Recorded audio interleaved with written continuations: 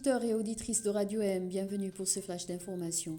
La sous-commission des droits humains du Parlement européen va se pencher sur la situation des droits humains en Algérie le 21 mars prochain, lit-on sur le site du Parlement européen. Cette audition se tiendra en collaboration avec la délégation permanente pour les relations avec les pays du Maghreb. De son côté, le défenseur des droits humains, Saïd Salhi, a indiqué sur sa page sur les réseaux sociaux qu'il allait prendre part à cette rencontre, ainsi que la chercheuse spécialiste de l'Algérie, Dalia Ghanem, et le président du Conseil national des droits de l'homme, Abdelmajid Zalani. Médecins sans frontières tire la sonnette d'alarme et interpelle la CEDEAO sur la situation de milliers de migrants subsahariens bloqués à Assamaka, une ville située dans le désert du nord du Niger. Dans un communiqué publié sur son site officiel, MSF a indiqué que ces migrants ont été expulsés d'Algérie et sont livrés à eux-mêmes dans le désert. Selon l'organisation, il s'agit de 4 677 personnes qui sont arrivées à pied à Assamaka depuis début janvier.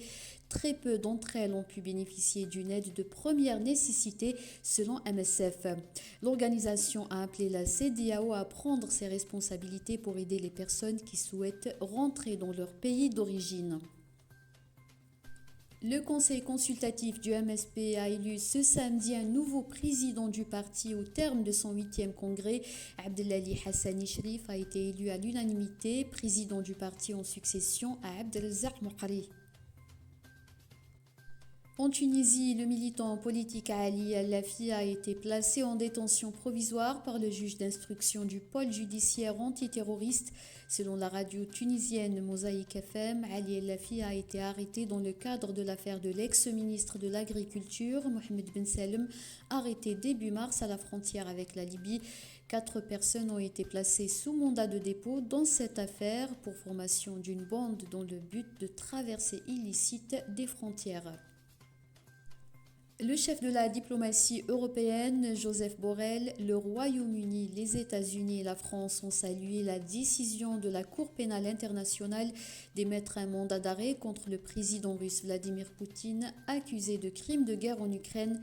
De son côté, Moscou a réagi par la voix de sa ministre des Affaires étrangères, Maria Zarakova, considérant cette décision comme nulle et non avenue. Le porte-parole du Kremlin, Dmitri Peskov, a estimé de son côté que la formulation même de la question est outrageante et inacceptable. C'est la fin de ce flash. L'information continue sur nos 2 sites internet, Radio M et Maghreb Émergent.